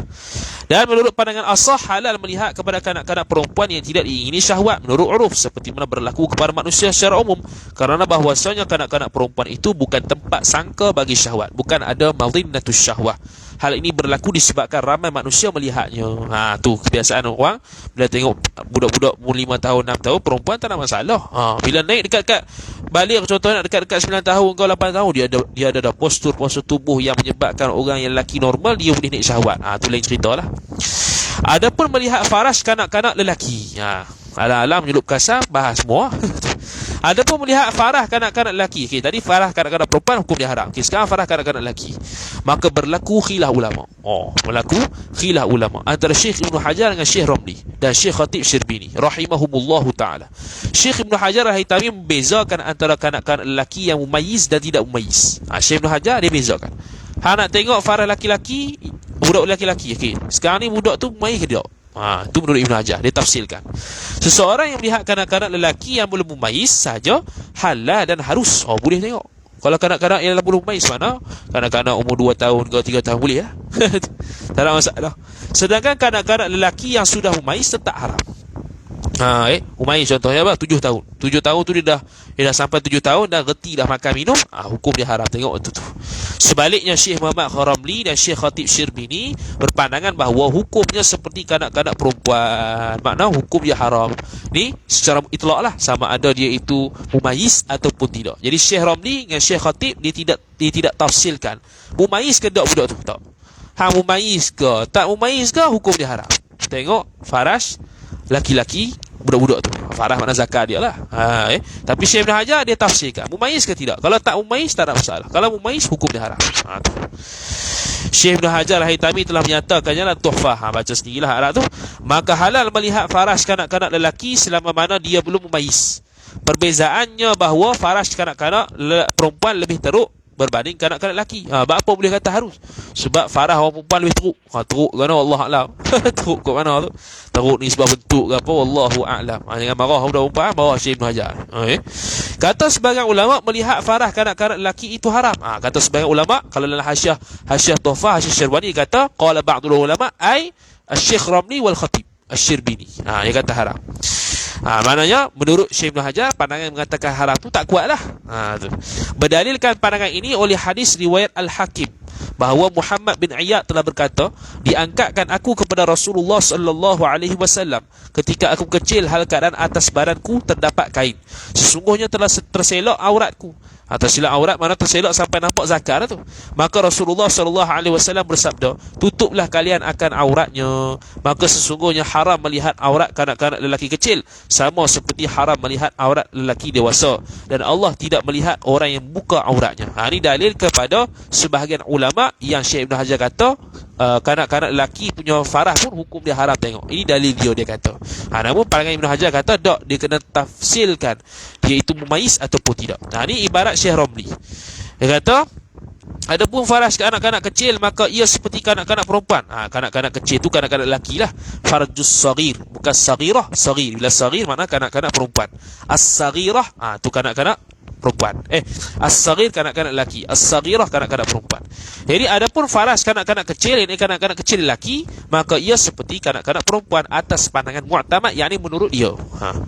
Meskipun Al-Mutawali telah menjelaskan pandangannya dan telah mengikutinya oleh As-Subki dengan keharusan melihat faras tersebut berdasarkan tamyiz.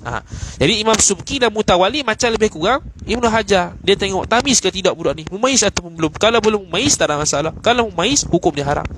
Maka sesungguhnya Al-Hakim telah meriwayatkan. Ini dalil kepada Syekh Ramli. Itu yang Ibn Hajar tadi nukilkan, bahwasanya Muhammad bin Iyad telah berkata, diangkatkan aku kepada Rasulullah sallallahu alaihi wasallam ketika aku kecil hal keadaan atas badanku terdapat kain, sesungguhnya telah terselak auratku. Maka Rasulullah sallallahu alaihi wasallam bersabda, tutuplah kalian akan auratnya. Maka sesungguhnya haram melihat aurat laki-laki kanak-kanak lelaki kecil sama seperti haram melihat aurat lelaki dewasa, dan Allah tidak melihat orang yang buka auratnya. Habis. Ini ibarat Syekh Khatib Syirbini pula. Adapun faras kanak-kanak kecil maka ia seperti kanak-kanak perempuan atas pandangan mu'tamad, meskipun Al-Mutawali telah menjelaskan pandangannya dan telah mengikutinya oleh As-Subki dengan keharusan melihat faras tersebut berdasarkan tamyiz. Jadi Imam Subki mengikuti pandangan Imam Al-Mutawali yang mengatakan harus melihat farah tersebut, farah lelaki itu berdasarkan ikut tamyiz. Kalau dia itu mumayyiz maka hukum dia haram, kalau tak mumayyiz hukum dia harus. Habis. Adapun jika seseorang itu dekat umurnya kepada baligh, umpama hampir 15 tahun Hijriah, ini dia panggil murahiq. Ini dia panggil sebagai murahiq. Jadi murahiq ada hukum yang khusus. Hukum melihat murahiq. Apa murahiq? Orang yang dekat-dekat nak baligh. Dia tidak ada mari haid, dia tidak ada keluar mani, tapi dekat-dekat nak haid, dekat-dekat nak baligh. Mana nak dekat-dekat umur 15 tahun Hijriah, Qamariyah. Kan dipanggil murahiq. Jadi adakah boleh melihat dia macam kanak-kanak? Kata Syekh Ibn Hajar rahimahullah dan Syekh Muhammad Ramli rahimahumullah ta'ala telah bersepakat bahawa aurat murahiq ini seperti orang lelaki baligh nisbah lelaki, dan seperti orang perempuan baligh nisbah perempuan menurut pandangan asah. Jadi khilaf ulama. Menurut pandangan asah dan mu'tamad, dia macam baligh. Jadi bila macam baligh, kiahlah.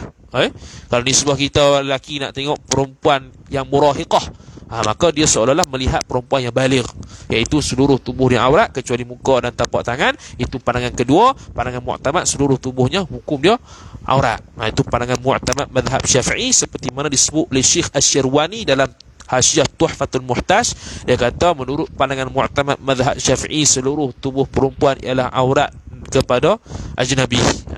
Bukannya dikecualikan muka dan dua tapak tangan, bukan. Tapi Syekhul Islam Zakaria Ansari dan ulama-ulama lain, Syekhul Islam dalam Asnal Matalib sebut, dia tarjihkan aurat perempuan yang bukan mahram di depan, bukan mahram, aurat perempuan yang berada di depan lelaki yang ajnabi ialah seluruh tubuh kecuali muka dan dua tapak tangan. Berdasarkan tafsiran Sayyidina Abdullah ibn Abbas terhadap wa ma yubdina zinatuhunna, illa ma zahara minha. Dulu tu wa ma yubdina zinatahunna wa illa ma zahara minha. Apa ma zahara minha? Iaitu muka dan tapak tangan. Tu kata Ibnu Abbas radhiyallahu taala anhu. Atas pandangan ini, maka wajib para wanita memakai hijab. Hijab tudunglah kerana terdedah auratnya kepada lelaki tersebut. Dan wajib para wali lelaki tersebut menegahnya daripada melihat perempuan ajnabi. Sebab apa? Sebab lelaki itu belum baligh. Jadi kewajipan masih ke atas wali. Dari sudut haram, kena ajar. Haram ni, lihat ni, tengok perempuan. Sebab nak baligh dah ni. Apabila dah telah baligh, memang lelaki itu dosa lah. Tapi kalau dia tak baligh lagi, haram juga lihat. Tapi wali tu wajib bagi tahu ini hukum dia haram, tengok. Tu.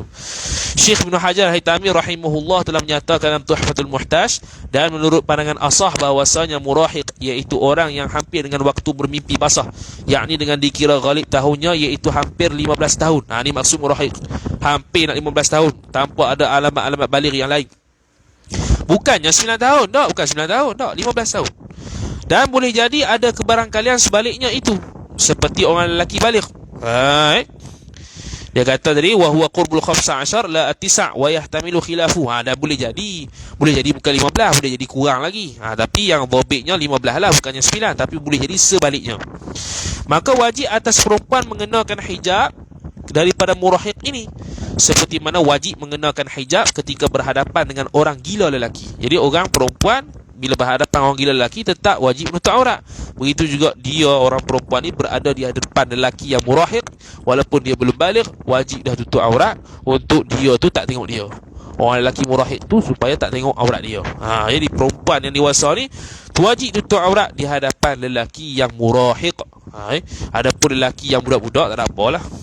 Syekh Muhammad Ar-Ramli telah menjelaskannya dalam Nihayatul Muhtaj. Dan menurut pandangan asah bahawasanya murahiq dibaca dengan kasrah huruf ha. Ini murahiq, iaitu ulang dua kali itu, orang yang hampir dengan waktu bermimpi basah, yakni dengan kira-kira ghalib tahunnya, iaitu hampir 15 tahun pada barang yang zahir. Itu seperti orang lelaki baligh. Maka wajib atas perempuan mengenakan hijab daripada murahiq ini, daripada lelaki yang nak baligh ni, seperti mana wajib mengenakan hijab ketika berhadapan dengan orang lelaki gila, kerana zahirnya murahiq itu atas aurat para wanita. Dengan mana murahiq ini tetap ada aurat wanita terhadap dia. Pendapat kedua, ini pendapat kedua, bukan pandangan asah. Harus bagi lelaki murahiq melihat seperti mahram. Ini pandangan kedua. Jadi pandangan kedua kata, orang perempuan dewasa ada sini. Orang lelaki murahiq tu dia boleh tengok dia tak? Boleh tengok perempuan ni tak? Dia kata boleh, seperti mana melihat mahramnya. Itu pandangan yang kedua. Menurut pandangan pertama, wajib walinya menegah murahiq tersebut melihat perempuan ajnabi tadi. Wajib. Dah dia bukan mukallaf sebab tu dia kena atas wali. Kalau dia itu dah mukallaf, dah baligh, kena atas dia lah. Tak payah wali nak suruh dah. Tu. Jadi wajib wali menegah murahiq tersebut melihat perempuan ajnabi, seperti mana wajib walinya itu menegahkan terhadap segala perkara yang haram yang lain. Wajib mengajar hak ni haram, curi haram, zina haram. Begitu juga wajib ajar kata hukum kamu ni sekarang pandang seorang perempuan ajnabi, hukum dia haram. Tu. Syekh Ibn Hajar Al-Haytami rahimahullah dan Syekh Muhammad Ramli rahimahullah ta'ala telah bersepakat bahawa murahiq yang perempuan juga seperti perempuan yang baligh. Sama. Itu pandangan yang asah. Syekh Ibn Hajar Al-Haytami telah menyatakan dalam Tuhfah, wal murahiqah kal balighah. Murahiq yang perempuan seperti perempuan yang baligh. Begitu juga Syekh Ramli, tak ada baca dah. Sama je ibarat dia. Apabila murahiq yang lelaki dan perempuan sama hukumnya dengan orang lelaki dan perempuan yang baligh, maka aurat mereka pun sama jugalah seperti orang lelaki dan perempuan yang baligh, nisbah kepada ajnabi dan orang yang sesama jenis mereka. Sama je.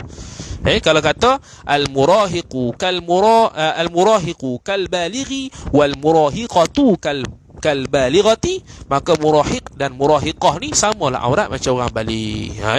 Kalau nisbah orang lelaki usat hingga lutut, nisbah orang lelaki usat hingga lutut atas pandangan kedua dalam mazhab Syafi'i, di depan ajnabi. Atas pandangan mu'tamad seluruh tubuh tu makna lelaki tu kena pakai niqab ke? Sekejap lagi akan datang. Tu. Kemudian kata musannif rahimahullah, Syekh Muhammad Nawawi Al-Bantani rahimahullah telah menjelaskan dalam Nihayatuz Zin.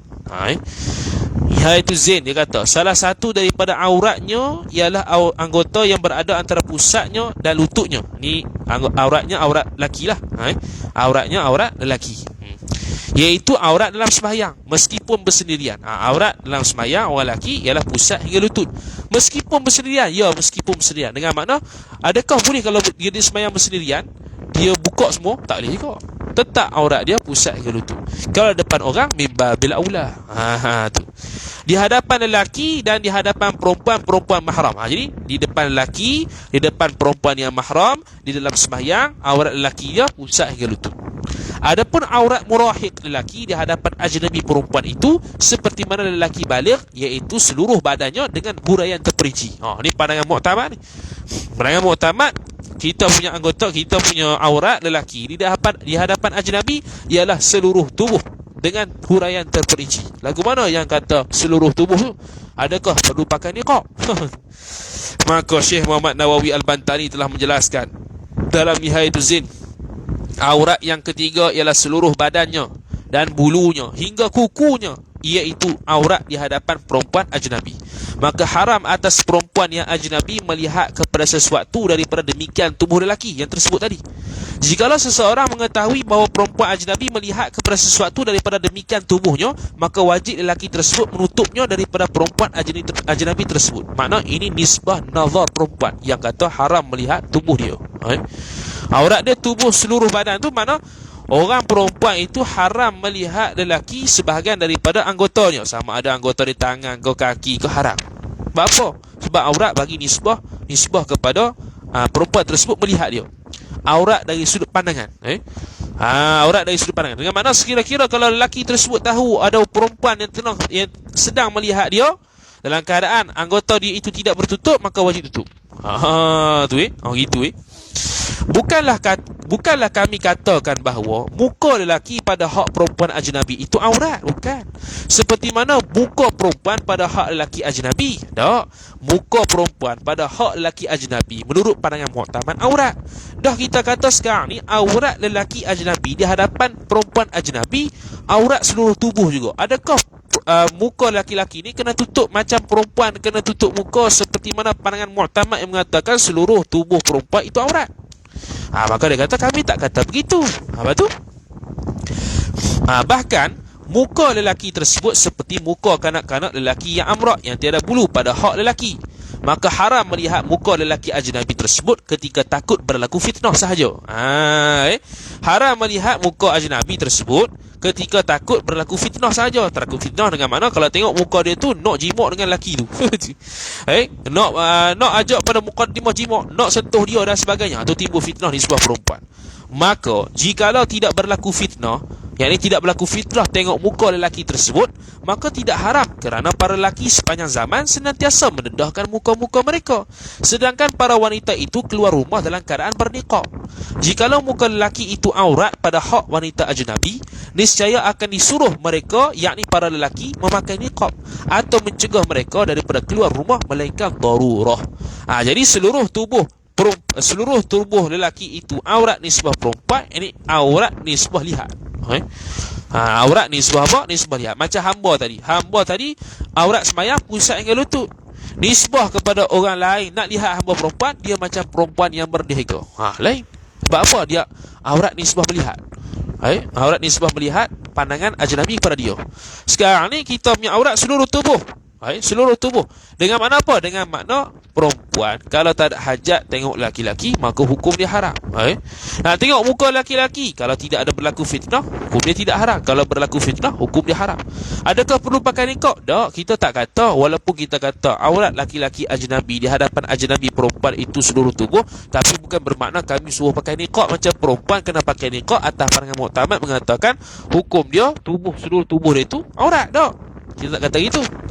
Bahkan setengah guru pula kata hak belah-belah tangan ni juga terbuka. Sebab apa? Sebab kita ni masyhur dengan pekerjaan. Kita laki-laki ni masyhur sibuk dengan pekerjaan. Bila sibuk dengan pekerjaan, muka dengan tangan ni biasa terbuka lah. Beza dengan perempuan ni passion jenis duduk rumah. Bukan passion jenis kerja, tak. Passion dia duduk rumah. Passion dia kalau keluar rumah mesti bernikah, dia disebut tadi. Jadi orang lelaki sepanjang zaman kebiasaannya bila keluar dia tidak pakai nikah. Dan dia bukan keluar kerana darurah, tak. Memang dia passion lelaki-lelaki ni memang keluar rumah.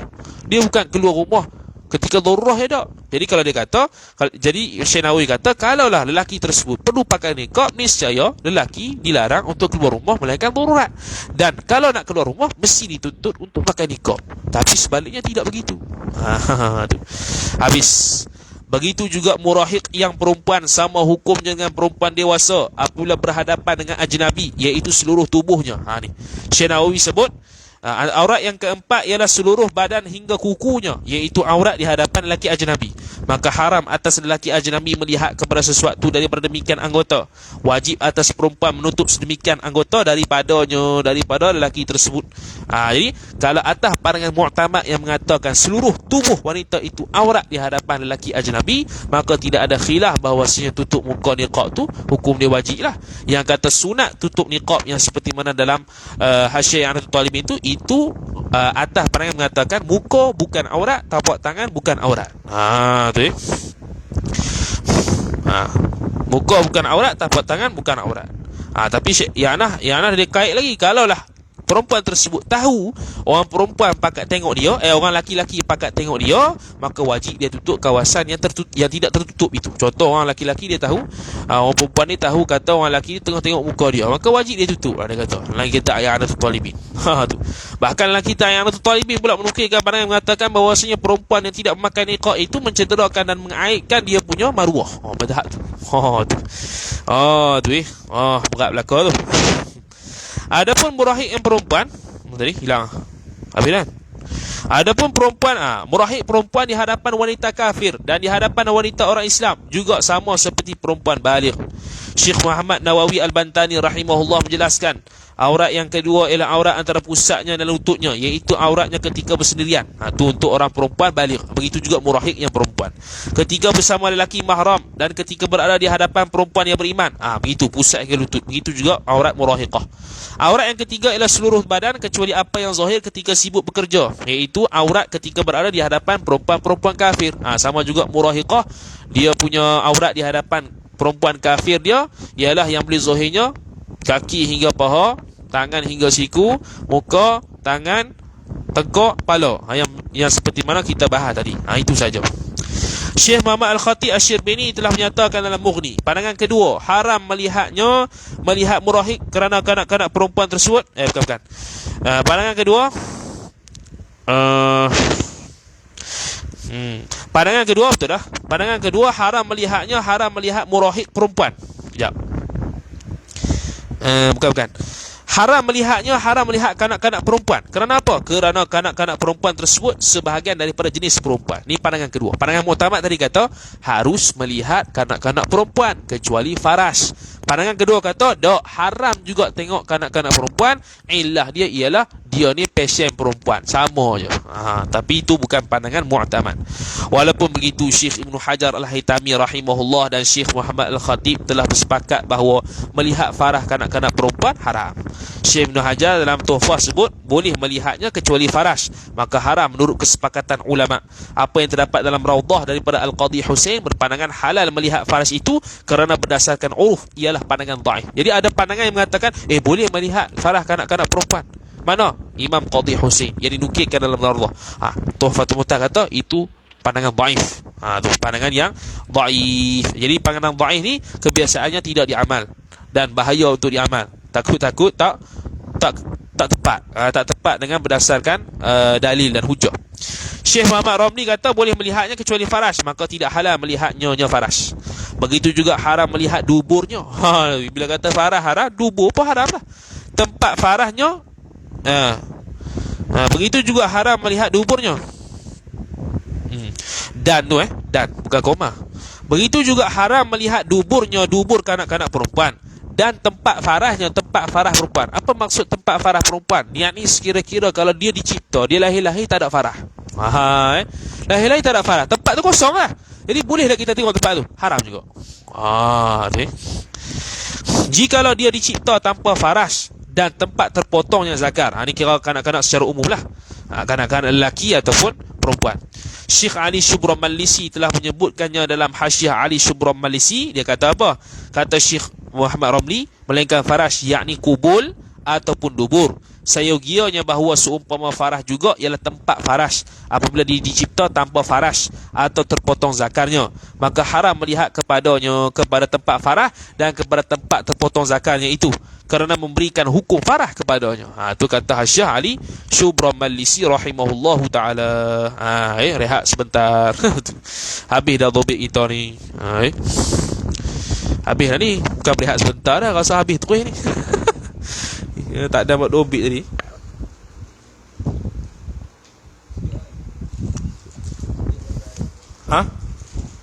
Boleh tahan? Tak payah. Habis dah kelas kita ni. Sikit je habis. Habis awal ni. Wih, ni bergula. Oh, coklat. Ada soalan nak ditanya? Sila yang live 18 orang ni.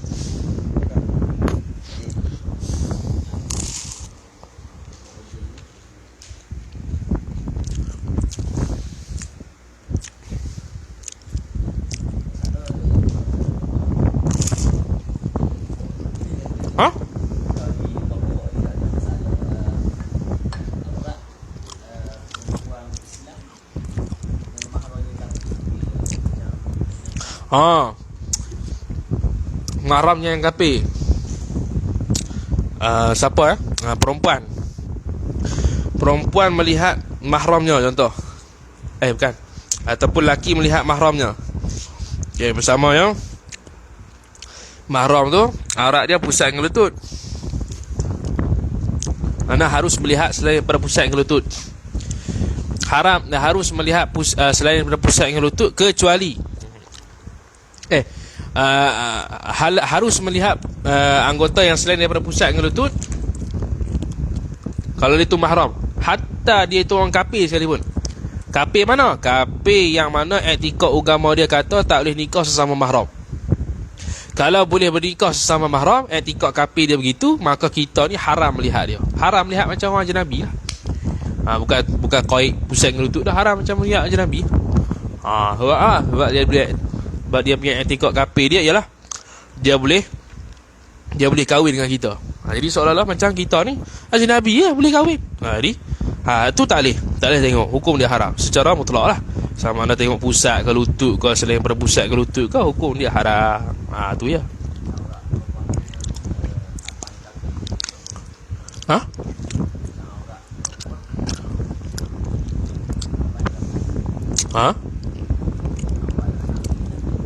Ajnabi.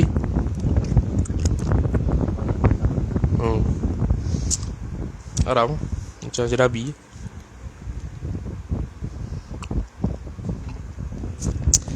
Ada soalan live, sila.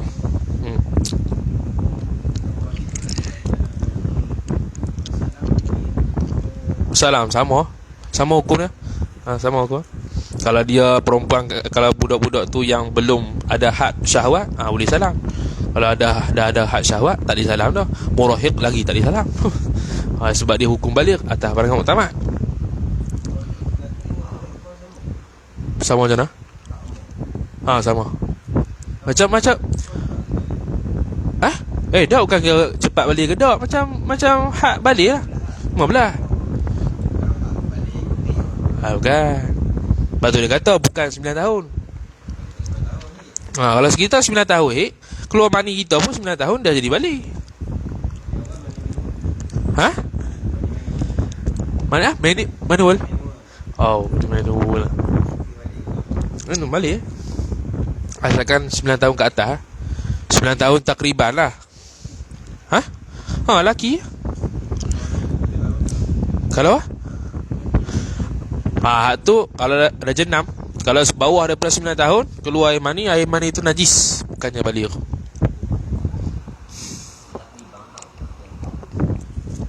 Takriban atas pandangan muktamad. Macam lah takriban 15 hari sebelum cukup 9 tahun keluar air mani baligh. Kalau kurang tak baligh. Macam mana kita nak habis ni sebenarnya, sebab dobit dah habis lah. Kita buat esok lah dobik yang tadi macam nak relax sikit. Sebab ini Maulidur Rasul kita relax santai-santai tu. Rasa macam nak cuti ke? Kita tak pernah cuti. Kalau di rumah ada abang ipar, bolehkah kita tak pakai stocking? Ini Kalau kita turas tak ada perbahasan itu. Dengan makna dia tetap aurat. Kalau kita ambil pandangan turas ni, boleh je nak jaga sebenarnya. Iaitu kita pakai kain labuh, tak payah ke stocking tak apa. Kain labuh tu sekira-kira kalau kita berdiri tu tak nampak kaki. Labuh tu. Jadi kalau kita jalan tu ternampak sikit-sikit tu dimaaf. Jangan masuk pakai labuh tu tapi nampak kaki, tu tak labuh tu. Ni labuh tutup kaki. Kalau kita diri tu tutup kaki kita. Kita pakai jubah yang begitu. Cukup dah, tak payah ke stocking. Lepas tu kita jalan-jalan tu ternampak sikit-sikit kaki tu, tu dimaafkan. Tapi pandangan yang kontemporari, contoh Syekh apa nama tu? Yang Wajiz Usul Fiqh apa dia? Bukan apa? Syekh Dr. Abdul Karim Zaidan. Dalam kitab Al-Mufassal ke apa, 12 jilid, dia pasal fiqhun nisa apa dia tu. Tu dia kata boleh, harus.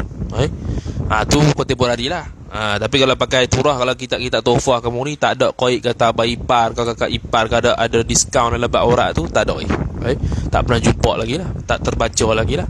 Kalau ada jumpa bagi tahu lah. Tak pernah terbaca lagi, mana umum lah. Dan kalau kita nak pakai pandangan tu, tak ada masalah, pakai jubah yang labuh lah. Sekira-kira kalau kita duduk tu tak nampak lagi kita. Banyak umpan itu sekarang, tak ada masalah. Dia stocking ni tak wajib, dia wajib tutup kaki. Tu ya. Jadi kalau kita setting stocking tu wajib, jam lah. Kena mana-mana kena pakai stocking dah, tutup kaki lah. Kalau tutup kaki dah, tak pakai stocking pun tak apa, sebab dah tutup kaki. Ni masalah pakai stocking sebab dah tutup kaki. Itu ya. Wallahu a'lam. Ada lagi? Nak habis ni sikit je. Nak wallahu a'lam ni. Boleh lah nak bagi soalan. Dobik pun dah habis dah. Kat mana lagi dah? Lagi. Batu? Perempuan tua? Macam mana nak tengok ke apa? Nak tengok? Sama dengan perempuan muda.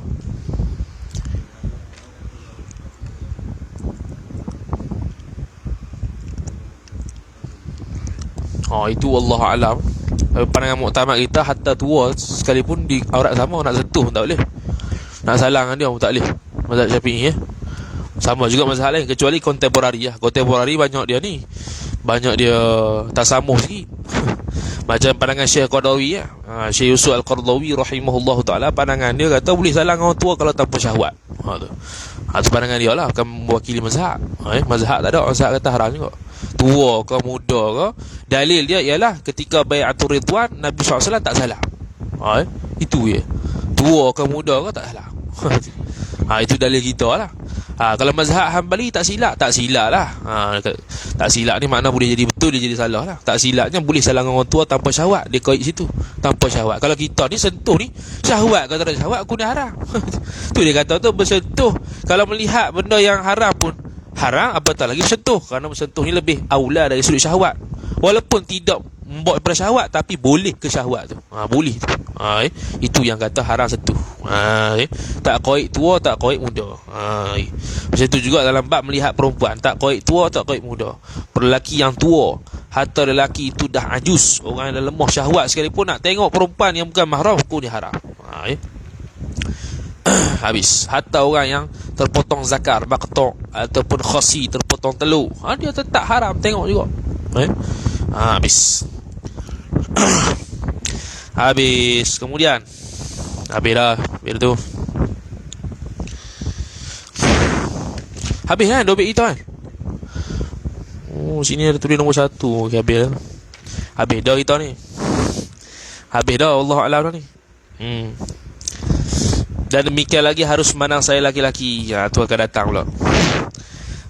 Pada penghulu perempuan seperti memandang laki-laki pada mahramnya. Ni akan datang pula insya-Allah taala. Habis awal ni. Ada soalan? Boleh lagi 5 minit. Soalan-soalan ke muzakarah apa, nak rak ke apa, boleh ya. Nak datang ke ibarat apa-apa ke. Ada guru kat Aceh tu, Nama dia Tengku Sulaiman, anak murid Abu Tumin. Kenal? Dia suka muzakarah gitu. Dia baca kitab. Sila ustaz, para ustaz, kalau ada nak kritik ke apa ke, nak apa nama, nak nyata ibarat lain ke apa, sila lah. Kita orang baru belajar baca macam haram. Baca macam ni gitu, macam gitu ya. Dia baca I'anah semua. Baca Kawakib semua. Ui, bukan celuk-celuk tu. Ui, gila. Tapi tu lah hambat sikit ya. Okay, ada soalan? Yang lah kita ni tak ada nak habis lah.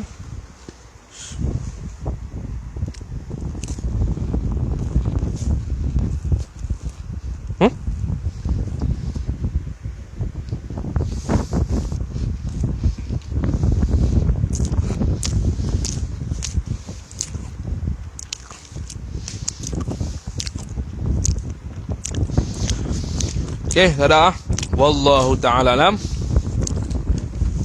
Sambung pula pada minggu depan insya-Allah taala. A'udzu billahi minasyaitonir rajim. Bismillahirrahmanirrahim. Alhamdulillahirabbil alamin wassalatu wassalamu ala asyrafil anbiya'i wal mursalin.